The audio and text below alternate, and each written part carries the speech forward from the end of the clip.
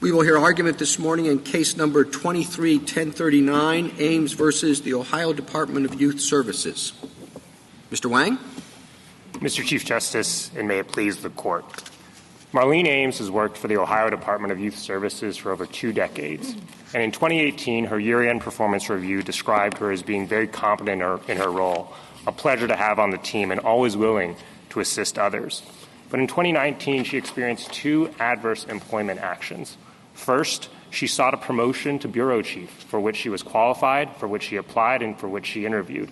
But neither she nor the 2 other heterosexual employees who applied and interviewed got the job.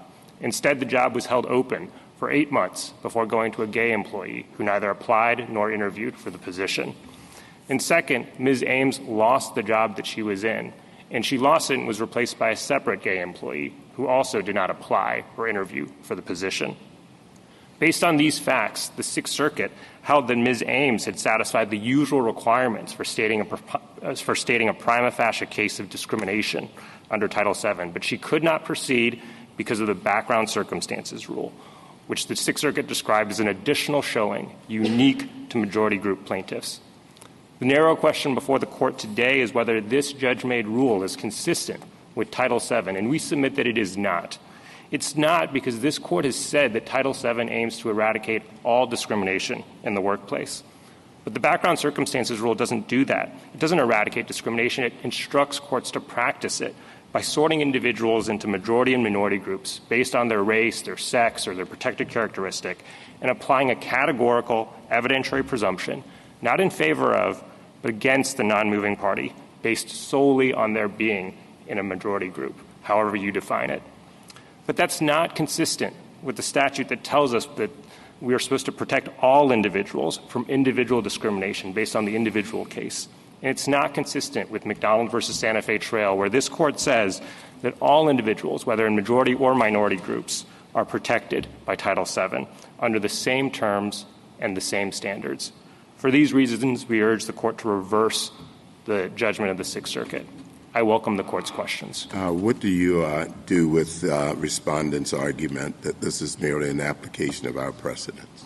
I don't think it is an application of this Court's precedents, Your Honor. And Justice Thomas, it's because this Court's precedents in McDonnell-Douglas lays out a framework, and then McDonald versus Santa Fe Trail says they apply to the same terms and same standards. But the background circumstances rule isn't the same term. It's not the same standard. The Sixth Circuit says it's an additional burden. And in prior cases, it says it's a difficult and more demanding burden on majority group plaintiffs. So I don't think it's consistent with this Court's precedents. What if you have a situation where, say, 60 employees in the company, say, a half dozen African Americans, an African American applies for a job, there's an opening, he doesn't get it, remains open for, a couple of months. Does that satisfy the prima facie case? If he said it was because of discrimination? Assuming that they are qualified and yes. Okay. Now, I'm sorry, that's a yes? Yes, that is true. Okay. Now let's say it's the same thing, but the applicant is white.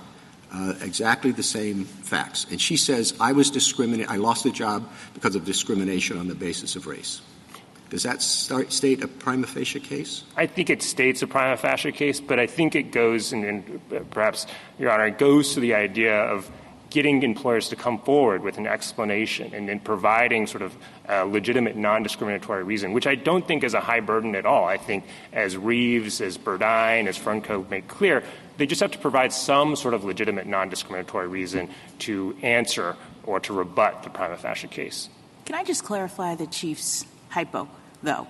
In both situations, the job stays open for a few months, but then it is filled by a person of a different race. Is that right? I was under the understanding, under the Chief Justice's hypothetical, it remained open. It just remained open. Yeah, that's enough. My understanding, too. That was my sorry. Okay. Sorry, and I'm happy to answer an alternative. Yeah, sorry. Okay. Sorry about that. No.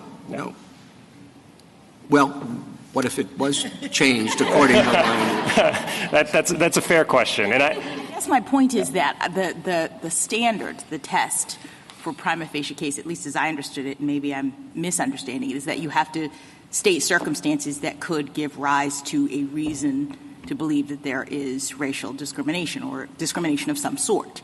And so I would think that just saying I applied for a job and it remained open, I don't know, is that enough? Or do you have to say, and then it was filled by someone of another race, and that is what then gives rise to the inference of discrimination? Well, let me try to unpack that in two ways. I think the first is whether when it's filled by someone of the same group or a different race or something, I think that brings into the issue of whether there's a similarly situated comparator, which is a common analysis that takes place in most of, I think, the lower courts when it comes to stating a prima facie case. If it's held open, though, I think that means that the prima facie case serves as an explanation forcing mechanism. It's just meant to bring the employer to the table, as Hicks says, to come forward with some sort of explanation. It's not supposed to be a heavy burden on the employer. I think naturally, as this court has pointed out, often it just happens anyway in depositions or in other declarations. But it's just asking the employer to come forward, provide some sort of explanation in order to continue the process of understanding whether discrimination occurred. Justice Jackson. I guess what I was just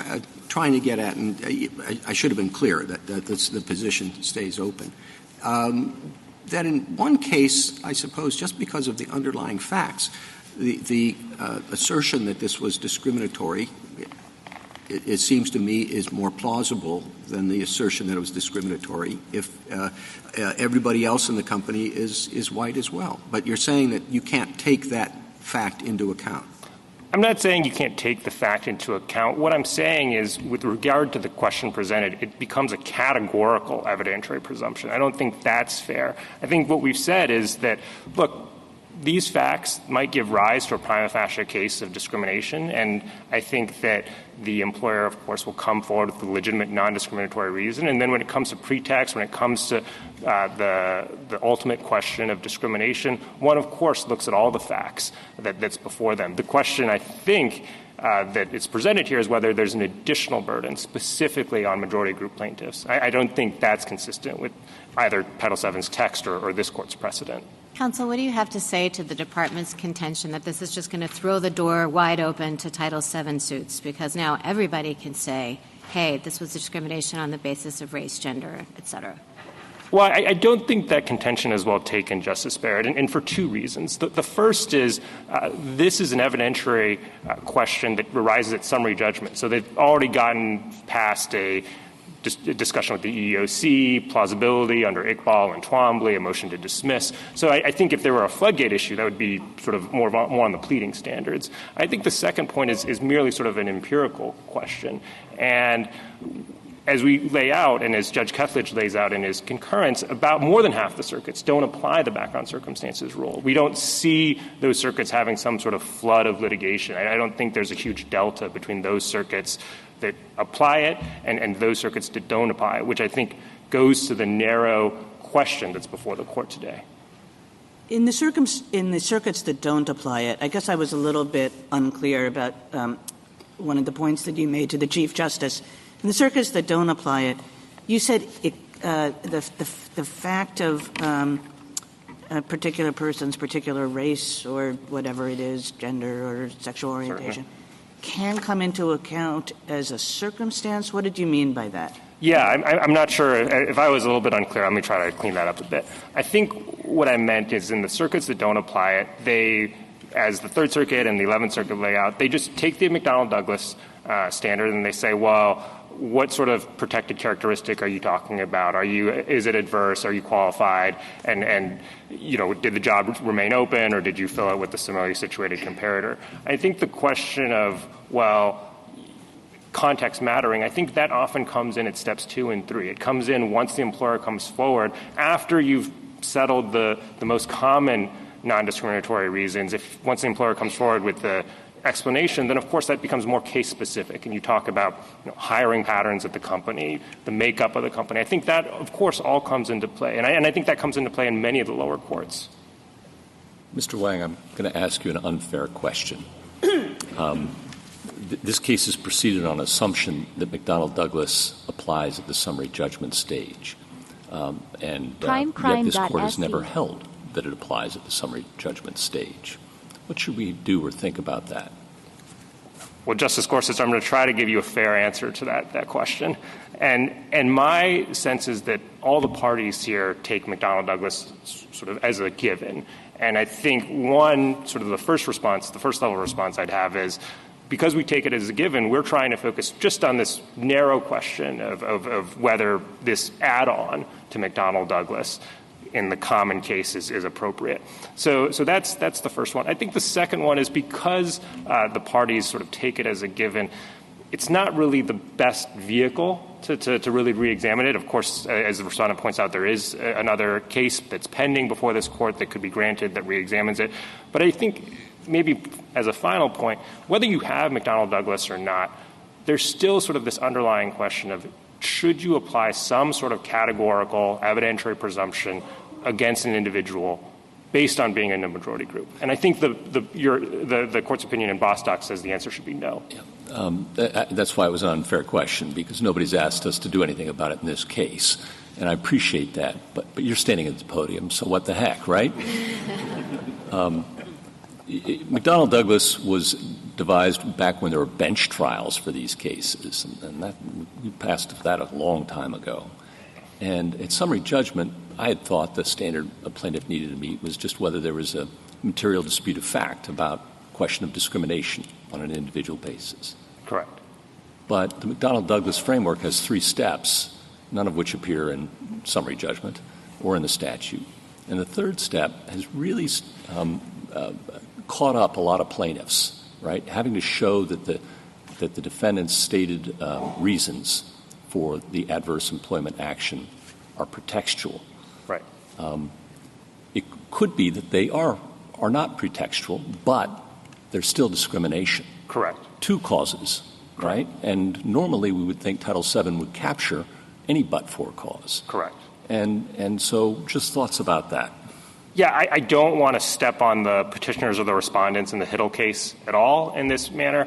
My personal sense is that the statute is trying to understand, as you say, Justice Gorsuch, it's trying to understand whether discrimination happened. And I think the takeaway from Hicks and Reeves versus Sanderson is that, look, if you have this legitimate non-discriminatory reason, let's not just fight over pretext and whether that happened or this happened. Let's just try to get at the root of the issue, whether discrimination happened. And if I can just maybe tie it back to this case, the question is whether individual discrimination happened. It's not about whether, as the Sixth Circuit put it, there's some pattern or practice of group-based discrimination or some specific look at the status of the decision maker here. I think it's about the individual circumstances in any individual case. Isn't it about whether the stated reason by the employer was true, or if not, whether it was because of race or sex or what have you? Well, I think, Justice Kavanaugh, that goes to, of course, steps 2 and 3, and I think whether it's true or not, I think that this Court's precedents, I think, instruct that, look, if it's not true under Reeves, that doesn't necessarily require a finding or require directed verdict. Right, doesn't require, but often will lead that way. I thought McDonnell Douglas kind of dropped out once the employer stated a reason.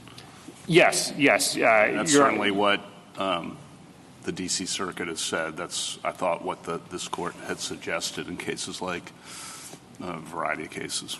Yeah, and Justice Kavanaugh, I think that's right. I think the employer usually states a reason in the answer. Right? Well, yeah, and let me try to tackle that in 2 ways. I think first, certainly, we're pretty far afield from the question presented. But I want to be sort of mindful of that, but also provide a fulsome response here. The first point to your question is, I think that is a possible takeaway from Akins, and certainly the D.C. Circuit and Brady did hold that.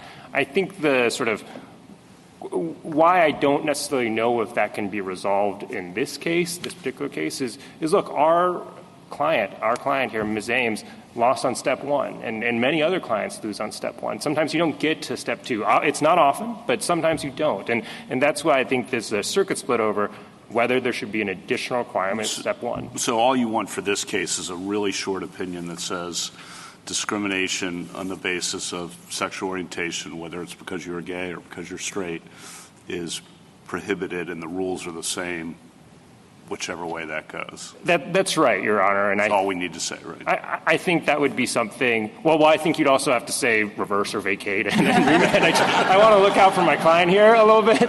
But certainly as to the reasoning, yes, I entirely agree. I think that this is a narrow question, and it's a question of is there an added burden? And if the answer, I think, under McDonald and under Title VII's text is no, then this goes back to the lower courts to resolve. Just as a footnote, it's not just whether discrimination was a reason, but was it a motivating fact, correct? Under the statute, there could be a legitimate reason, and as Justice Gorsuch said, but it still could have been based certainly, race Justice or sex or yes. gender identity. Yes, Justice Sotomayor. I think I entirely agree with that. I think that the takeaway from several of these courts' cases, like the Abercrombie and Fitch case, say, look, it needs to be the motivating factor. So I entirely agree, and I don't think this case would implicate that line of precedence. Thank you, Counsel. Thank you. Justice Thomas, anything further? Justice Alito? Justice Kavanaugh? Justice Jackson? Thank you, Counsel. Ms. Robertson? Mr. Chief Justice, and may it please the Court, the Court of Appeals applied a different and more difficult standard to petitioner because it considered her a member of the majority. But Title VII draws no distinctions between plaintiffs based on their race, religion, sex, or other protected characteristic. That alone is reason to vacate the decision below, but the Sixth Circuit's test would have been wrong if applied even-handedly. The Court required evidence, reason to suspect an employer usually discriminates against a group that the statute does not, and it required more evidence to make out a prima facie case than this Court has held as necessary, including in McDonnell Douglas itself. That heightened standard risks screening out cases with merit and complicates litigation by focusing on whether to shift a burden of production that Ohio had already met in this case. The Court should vacate and remand for the Court of Appeals to apply the proper standards in the first instance, including to consider Ohio's alternative arguments for why summary judgment might still be proper. I welcome the Court's questions. In McDonnell Douglas, Justice Powell, the first said this may be done in setting out the prima facie case. This may be done by showing, one, that he belongs to a racial minority. What work does that do? We think that first prong identifies the protected class to which the plaintiff belongs and therefore focuses the litigation on whether the discrimination occurred on the basis of that protected class. We don't think it does the work that the Court of Appeals and the other courts that have adopted the background circumstance thinks it does, namely that McDonnell Douglas was predicated on some assumption about the rate at which different groups were discriminated against. The Court has told us that the McDonnell Douglas presumption arises because of a different insight about employers, that they act for reasons and will be able to provide reasons, so that if this is the rare employer who can't come forward with any non-discriminatory reason for their action, the reason becomes more likely discriminatory. And that is an insight that holds good regardless of the identity of the plaintiff. Of course, that's not to say that a plaintiff who makes out a prima facie case is necessarily going to trial. In virtually every case, an employer will come forward with some non-discriminatory reason for their actions, and then the question will focus on whether that reason is pretextual or whether there's otherwise evidence to indicate that the employer acted for a discriminatory reason. And that itself is a difficult burden for plaintiffs to meet.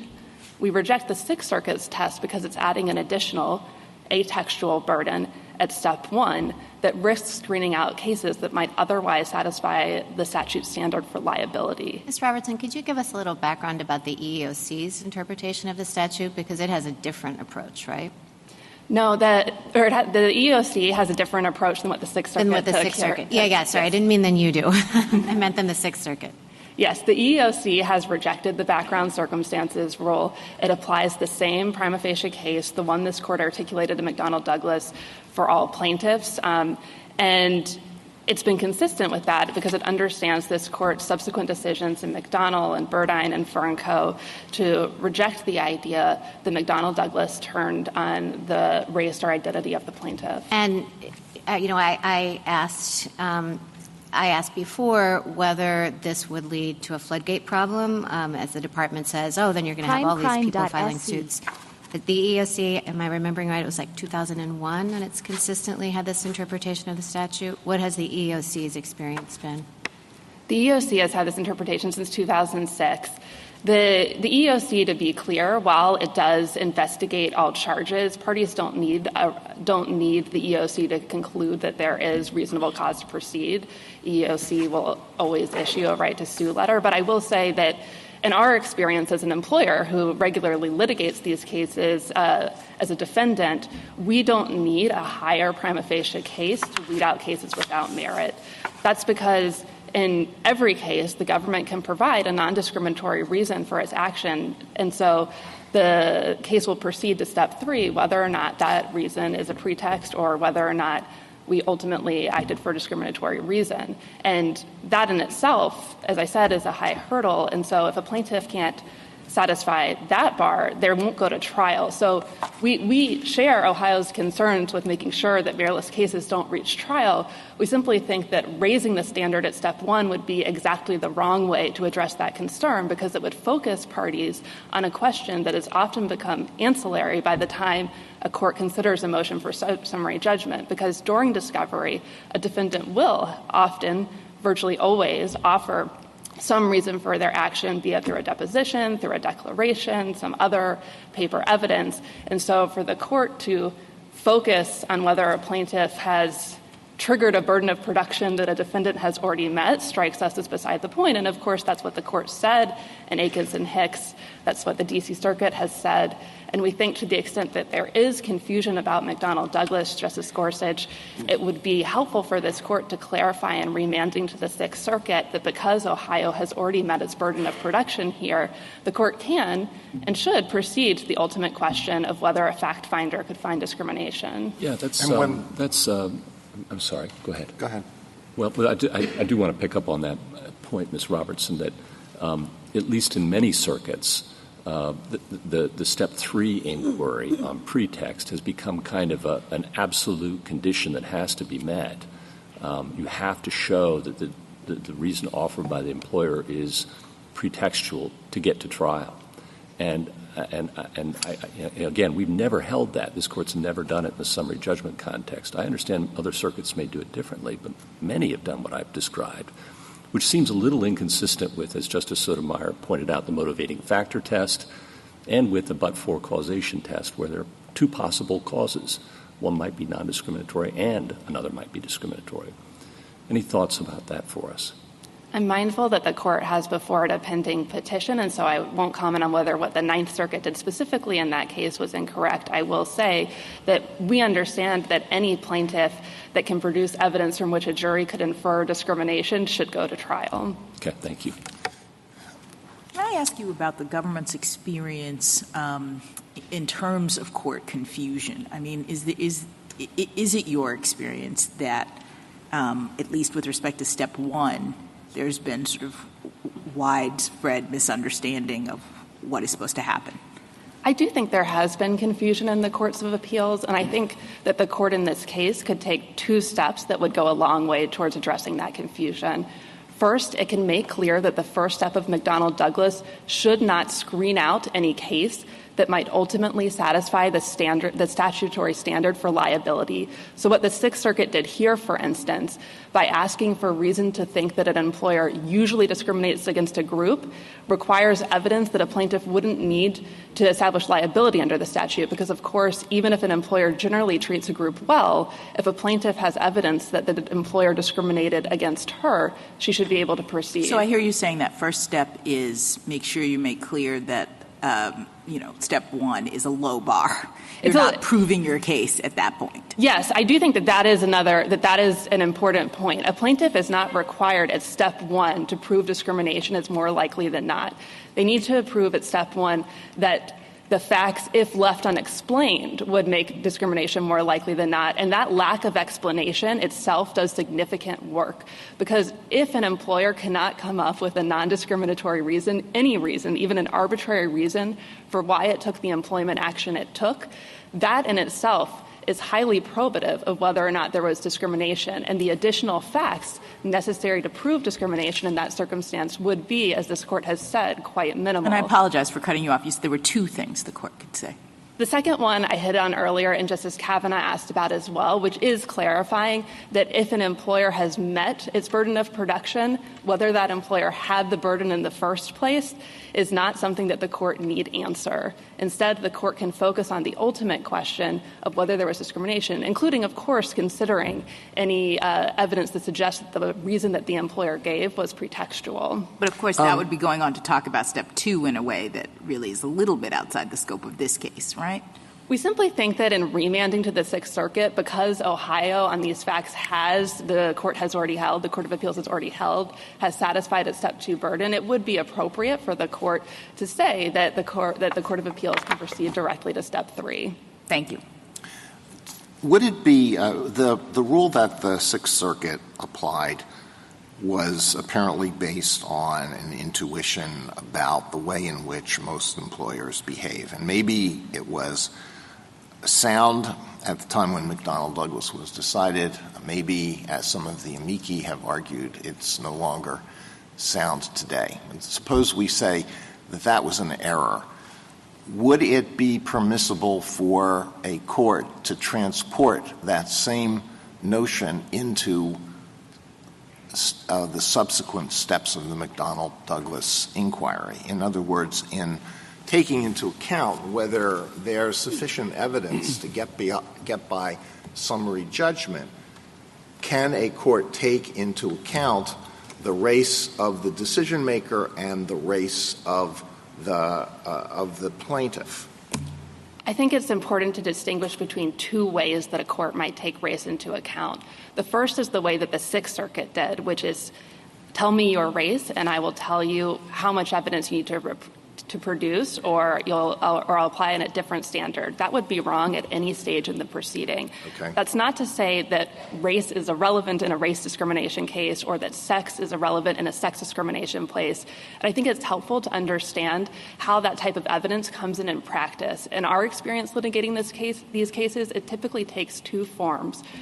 First, a plaintiff can introduce evidence that their employer has a history of discriminating against their particular group, be it a discriminatory pattern of hiring or firing, or a history of derogatory comments directed at a particular group. Second, courts can consider a plaintiff's identity to help them draw inferences from the evidence in the record. So comments that look neutral in a vacuum might take on a different valence when directed at a certain group. And just to give you an example of what that means, in Price Waterhouse, this court had no trouble understanding that when a male supervisor tells a female subordinate that her chances at promotion would be better if she wore makeup, wore jewelry, was less aggressive, that comment invokes sex stereotypes. Whereas if an employer told a female subordinate, meet your deadlines, common sense would tell us that's not sex-based, absent some other evidence to suggest it is, like the employer doesn't enforce deadlines for male colleagues. So, of course, the court can consider that type of context and common sense inferences. What a court can't do is what the Sixth Circuit did here, which is draw inferences solely from the identity of the plaintiff and the court's own judgment, independent of any evidence in the record about how frequently that group may or may not experience discrimination. Thank you, counsel. Is a protected characteristic on the part of the decision maker alone enough to establish a prima facie case? No, we don't think so, Chief Justice. And that hits at an oddity about the Sixth Circuit's opinion, is that it suggests that evidence that wouldn't be enough to make out a prima facie case suddenly would be if you change the identity of the decision maker. But because the prima facie case is hitched to Step 2 and looks to what would happen if an employer couldn't come forward with any explanation, we think that whether or not the decision maker was of a particular identity or not, if they can't come up with any non-discriminatory reason for their actions, that alone is a strong signal of discrimination. Thank you. Justice Thomas? Justice Alito? Well, I want to follow up on the point that you were answering previously. So I do think it's an important point. When you say that some of what the Sixth Circuit appeared to be concerned about can be considered at a later stage of the McDonnell-Douglas process, that does not mean that the stereotypes based solely on the decision-maker's race and the plaintiff's race are permissible. That's right. The court always needs to look at the evidence in the record before them, and we think that when the court is confronted with particular facts about a particular employer, of course that's appropriate to consider. And the fact that a plaintiff was a member of a group that this employer has historically discriminated against, of course, can be relevant, and we wouldn't want the court to suggest otherwise in an opinion. Likewise, as we said in Note 1 of our brief, this case doesn't have to do with the prima facie case in a pattern or practice case, where, of course, whether the employer usually discriminates is exactly the point. But the court should not, based on its own independent sense of which group experiences more discrimination or not, draw its own conclusions absent. Okay, so this is not a pattern and practice case, and yet you say that it would be permissible for a court at a later stage of the McDonnell-Douglas process to take into account the employer's hiring patterns. Yeah, so what would that mean here? Suppose that the plaintiff said, look, they discriminated against me because I'm heterosexual, and here are 5 other instances where they did the same thing. Is that going to come in? Or is the court going to have mini trials or mini summary judgment proceedings on all of these other alleged instances? I think there are 2 types of historical evidence about an employer's hiring or firing patterns that might come in. The first is statistical evidence of the sort that the court in McDonnell-Douglas said may be relevant at Step 3 of the litigation. The second is any comparator evidence. So if a plaintiff can point to 5 similarly situated individuals of a different protected group that the employer treated differently, that would be relevant. Justice Sotomayor? Justice Jackson? Okay. Thank you, counsel. Mr. Geiser? Mr. Chief Justice, and may it please the Court, Ohio agrees it is wrong to hold some litigants to a higher standard because of their protected characteristics. But that is not what happened in this case. When Governor DeWine took office in January 2019 and appointed a new cabinet-level director of the Ohio Department of Youth Services, the state's juvenile correction system, petitioner was an unclassified civil servant, effectively an at-will political appointee. She claims the department took 2 adverse actions against her in the first 5 months of the administration, denying her a promotion and demoting her because of her sexual orientation. But after discovery, she could not establish that anybody was motivated by sexual orientation or even knew her sexual orientation, nor the orientation of the unclassified political appointees, Ms. Frierson and Mr. Stoj-Sevljevic, that she points to as comparators.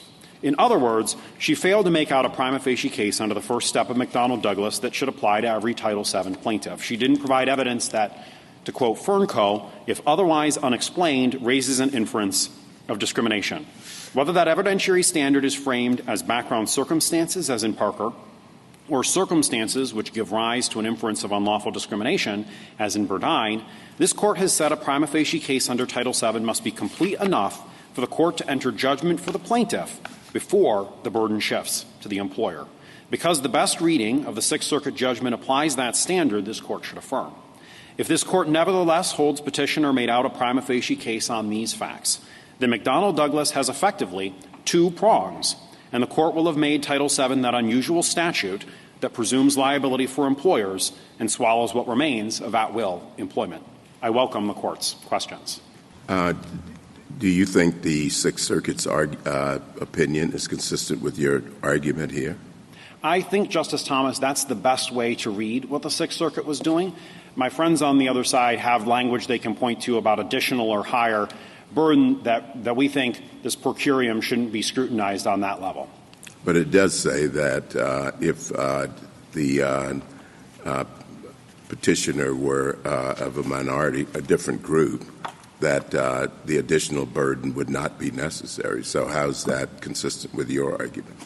Well, I think that what the court was doing was saying just going through the four elements that what McDonald calls the sample pattern of proof wasn't enough in this particular case because there wasn't any evidence that raised an inference of discrimination merely from those bare four facts. So do you think the concurrence got it wrong, too? Well, with great respect for Judge Kethledge, we think that he latched on to what Ms. Ames had said about the relative qualifications, and so Ohio sees it differently from Judge Kethledge. Mr. Geiser, I mean, you can say, well, there's language. I mean, I think that that's the absolutely critical language in this opinion. Because Ames is heterosexual, she must make a showing in addition to the usual ones for establishing a prima facie case. And then it says, Ames's prima facie case would have been easy to make had she belonged to the relevant minority group, here gay people. So, I mean, this is what the court did. Well, and we can't retreat from what the court here said, but we think the best way to construe that language is consistent. But nevertheless, I think the best way to construe that language is, like, as the language says. Well, Justice Kagan, yes, the court said what it said. The important point is the prima facie step that this court has laid out needs to be complete enough before the employer has any burden under Title VII to show an inference of discrimination. You agree that those passages are wrong? We're not defending the exact language there. This per curiam, we asked for... The exact language, or you're defending something like that language? I mean, it's a little bit of a peculiar situation, isn't it? Because this is what the court said, and you're up here, and I don't know exactly what to make of this. Do you think that that's right, or do you think that it's wrong?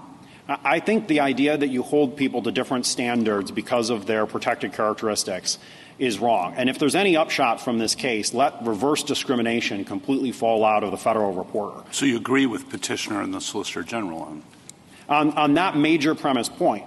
But we don't Which is the question presented? Well, we think that the question presented here is what must a plaintiff do to show at the prima facie step that there's an inference of discrimination? And we don't think Ms. Ames did that, and we think that saying that what the United States says, that just eliminating the two most common reasons... That could be all sorted out on remand, right? I mean, all we have before us is really what Justice Kagan was reading, I thought. Well, our argument is that this court reviews judgments, and the judgment was correct. I think that everyone here agrees that everyone should be treated equally. All right, so what is that treatment? What must a plaintiff do in your view? So under Reeves, this court said, provide enough evidence that there's an inference of discrimination. This is also footnote 7 of Burdine, legally mandatory presumption of discrimination. And then the court said do we not have the steps anymore within, that he was a member of a protected class, that he suffered an adverse employment action, that he was qualified and was replaced by someone else? Is that not how you conceive of this, as like the statement? You seem to be suggesting that evidence has to come in at this very first stage, and you have to really establish that you have been discriminated against. And I had not understood the first stage to be that onerous. Well, we don't think it's onerous, but this is its summary judgment. This is after complete discovery, document production. Here, I think we had 6 depositions under oath. If you can't show any evidence that the employer was motivated by a protected characteristic when they took the adverse action, and certainly if you can't show an adverse action at all, that's not enough to create any burden of production for the employer. And that sample pattern of proof, the 4 elements that McDonnell Douglas lays out, courts have adapted that under this court's guidance. So in Swearkiewicz versus Surima, this court said, before discovery has unearthed relevant facts and evidence, it may be difficult to define the precise formulation of the required prima facie case in a particular case. And so what those 4 elements happen to be, this court has directed lower courts to never treat them as an exclusive or... I understand, but I guess, what's happening is that we have a burden-shifting test that we have indicated on several occasions is sort of graduated in terms of how you get to the ultimate question. And I thought that what was necessary to shift the burden to the employer to come up with the reason or explain what was not supposed to be all the evidence that you have related to discrimination, that it was just enough that you say things or have enough evidence that that establish an inference, that you could more likely than not, and then the burden shifts and the employer really has to explain what's going on here. Well, I agree with your characterization, Justice Jackson, and that's what this court said in Reeves, where the court made clear that if you have enough evidence at the prima facie stage that you could, looking alone at that, grant judgment for the plaintiff, then the employer has a burden. So what was the failing? Sorry, go ahead. I just wanted to clarify what you were saying to Justice Kagan and Justice Kavanaugh. Do you agree that if the law in the Sixth Circuit is, as Judge Kethledge's opinion describes it, that it's wrong? I think that if that were an accurate characterization, yes. So this whole dispute then is really just about how we interpret what the Sixth Circuit said? No, I don't think that's alone what's at issue, Justice Barrett. I think, the case that we cite, I think, is a better description. This per curiam opinion, we asked the Department for oral argument, and my friends on the other side, too, asked for oral argument. The court just came out with this decision 2 months after the court. So it might have been sloppy. Maybe it wasn't stated well. But you agree that if it means what it says, what Justice Kagan read to you, or if Judge Kethledge's understanding was correct, you agree that that's wrong? We agree. Ohio agrees that it's wrong to treat people differently. So if we said someone like Ms. Ames, who is a member, it doesn't matter if she was gay or whether she was straight, she would have the exact same burden and be treated the exact same way under Title VII if she sued as someone who was gay and argued that they were discriminated against under Title VII. Same. I think that she should have the same burden, and that the best reading of what the Sixth Circuit did. No. I'm just asking you what you think of the statute. So that is what you think of the statute, and same for someone who brings a race discrimination, someone who brings, a woman or a man who brings a sex discrimination suit on the basis of a discrimination against the basis of sex. All of those, you agree that the court should apply the exact same burden, treat them the exact same way. We agree with that, Okay, Justice thank Barrett. The only thing I would add is it can't simply be the tick through the mechanical rubric and then the employer has the burden to disprove liability under Title VII. That's inconsistent with the text of Title VII. And we think what this court said, I would point the court to page 3 of my friend's reply brief. They cite this per curiam, this unpublished decision from the Third Circuit that really re-articulates what the United States says at page 20 of their brief. And what they say at the top of page 20 is that the fourth element of the prima facie case should just be circumstances which give rise to an inference of discrimination. If that's the rubric that this court says it should apply in every case, then I think Ms. Ames hasn't made out a prima facie case. So you're not worried about – you are not concerned. You're on the same page as your friends on the other side when it comes to the central question of how we should interpret Title VII. Your concern is that we'll say something more about what kind of evidence any plaintiff has to show, no matter what group they belong to. Yes. But if we didn't say that, you would be satisfied with an opinion that just said everyone's treated the same under Title VII. Well, I think that courts could be misled by hearing that basically the prima facie case, as the National Employment Lawyers Association explicitly asks for, doesn't really play a factor in McDonnell-Douglas. McDonnell-Douglas is a judicial gloss on the statute that is trying to make it easier for plaintiffs, but it's not such that the burden is always and everywhere on the regulated party. The Title VII standard still requires the plaintiff to make out the burden of proof. Sorry, why is it so hard on an employer to just say why they didn't hire someone? Well, I mean, you're making it sound as if by making out a prima facie case, it's unfair to the employer to say, you didn't hire them, explain why. Well, two responses. They don't have to prove the why. Yeah, two responses to that, Justice Sotomayor. Number one, the text of the statute allocates the burden not to disprove liability but to prove liability. And so the prima facie case needs to be a complete case enough at that circumstantial stage before the employer has a burden under the text. And then secondly, doctrine. This court has said that that case needs to be enough to create a legally mandatory inference of discrimination. But you seem to be putting this on its head. You seem to be saying that they have to be able to win the case on the prima facie evidence. That's what you're suggesting. Because Judge Kethledge basically said, you have a situation here where she alleged she was a member of the majority group, she was 20-year employee, great reviews, and then all of a sudden she's not hired, and someone's hired who's gay, doesn't have her level of college experience, and didn't even want the job. It's something suspicious about that. It certainly can give rise to an inference of discrimination. Now, whether those facts are enough to make out that the employer's proffered reason is pretextual or pretextual in some way, the court hasn't gotten to that yet.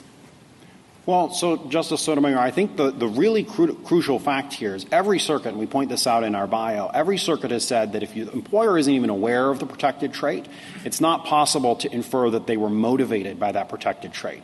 And that doesn't come in at prong 2 of the McDonnell-Douglas burden shifting. You don't have to disprove the negative. It's the burden on the plaintiff, at very minimum, to say they knew about your protected characteristic. And what the evidence here showed was that no one knew Ames or Frierson's sexual orientation. The petition appendix at 32A, the district court made a factual finding that has not been appealed here, that no one knew Ms. Ames' sexual orientation at the time of the relevant employment decisions. And Director Geese testified that he did not know Mr. Stojcevelek was gay, even though others may have suggested that in the record to other people, and that's at JA 46 and 48. General, I guess my reaction to a lot of what you're saying is this.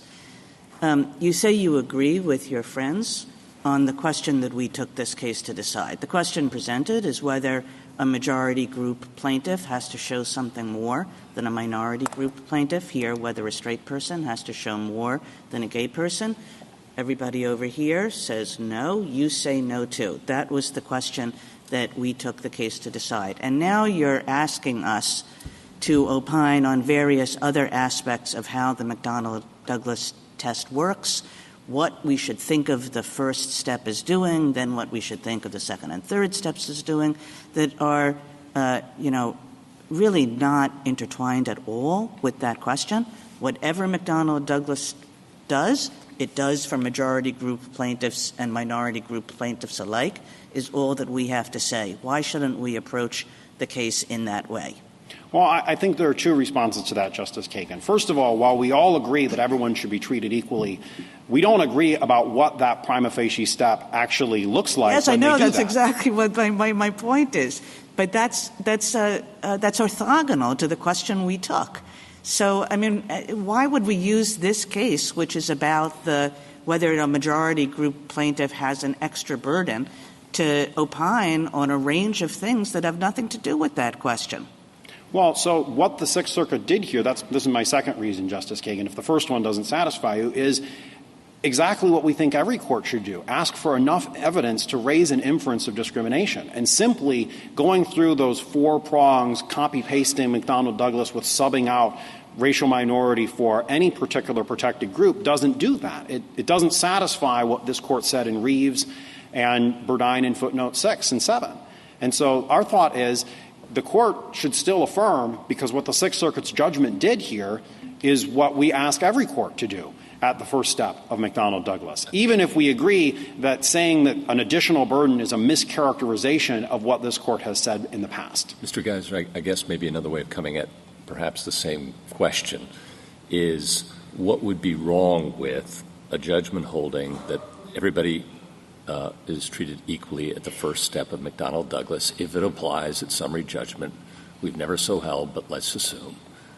And that you would then on remand be able to argue about what that fourth prong of the first prong of McDonnell-Douglas means for everybody. What's enough circumstances to give rise to an inference of discrimination? We wouldn't say anything that would prohibit you from making these arguments to that court in the first instance. And normally, of course, we are a court of review, not first views. Justice Ginsburg would like to remind us.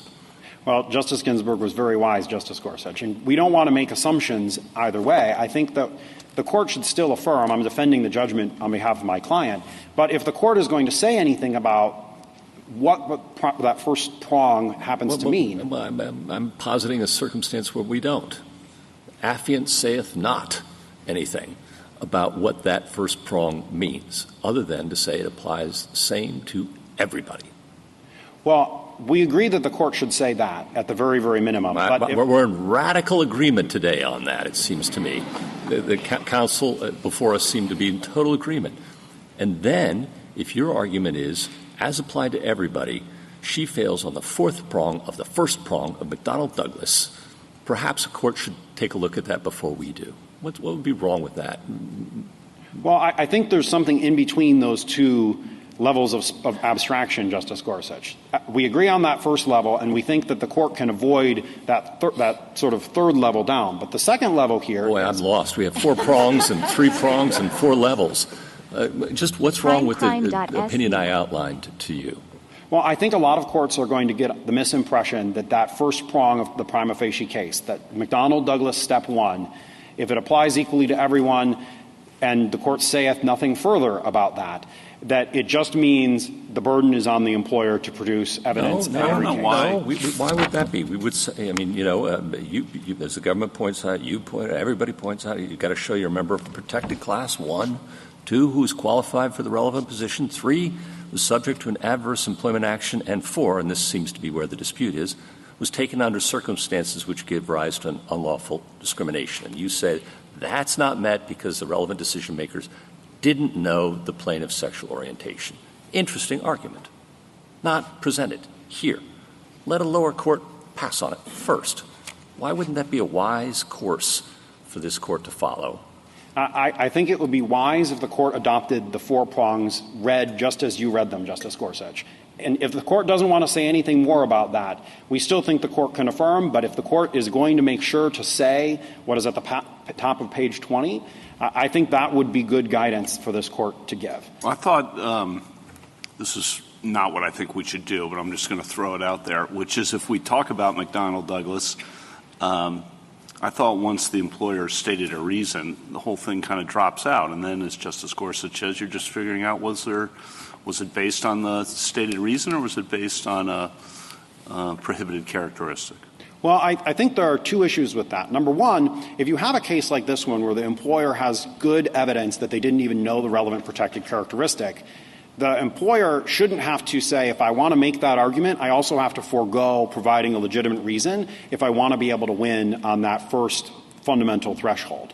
So under the Brady opinion in the D.C. Circuit, I think there's a really good argument that McDonnell-Douglas no longer applies. This court has already said it in Aiken at trial, and it doesn't apply because this court said it in Surema at motion to dismiss. What does it do in summary judgment? I still think there needs to be room for the employer to proffer a good reason and use that as an alternative grounds for, and the plaintiff didn't even meet their prima facie case. In other words, the employer shouldn't be forced to choose one of those 2 possible litigations. We fired the person because of X, and we didn't even know they were, whatever the characteristic is. Well, I think— I mean, I don't know if calling it prima facie, I'm far afield, but, as you're aware, I don't think that's pretty very useful to how to figure out these cases once the employer has stated a reason. So I'll leave it there, though. I think the court should allow employers to be able to make that alternative argument. They didn't make a prima facie case, and we have a good reason, and either is a grounds on which— Well, I think I agree with that, but they're both arguments for why it wasn't discriminatory. I think that the decision to fire the person was not based on their sexual orientation or their race or what have you. It was based on something else. Well, I think they both do go to the ultimate question, Justice Kavanaugh. I do think, though, that one is a very negative shield sort of argument and the other is an affirmative sword sort of argument. And the prima facie case is there to capture, was there enough evidence to show at sort of freezing time in place with no answer at all from the employer that Title VII elements could be met, that there could be an inference of discrimination at the first step. And I don't think the court should retreat from any of those statements that it's made from Burdine to Fernco to Reeves. Okay, thank you. Thank you, counsel. Anything further? No? Thank you. Rebuttal, Mr. Wang? Thank you, Mr. Chief Justice. I'll be very brief. I just want to conclude, I think, with several members of the court have talked about this theme. And it's actually something that my co-counsel, Mr. Gilbert, and I talked about when entering the court this morning, which is, I think, what this case is all about. And those are the 4 words on the side of this building. equal justice under law, equal justice under law. Now, I know that sometimes we don't fulfill that promise. I understand that. But at the heart of this case, at bottom, all Ms. Ames is asking for is equal justice under law. Not more justice, but certainly not less. And certainly not less because of the color of her skin or because of her sex or because of her religion.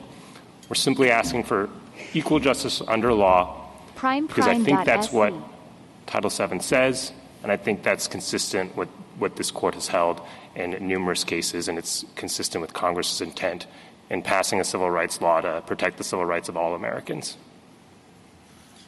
Thank you, counsel. The case is submitted.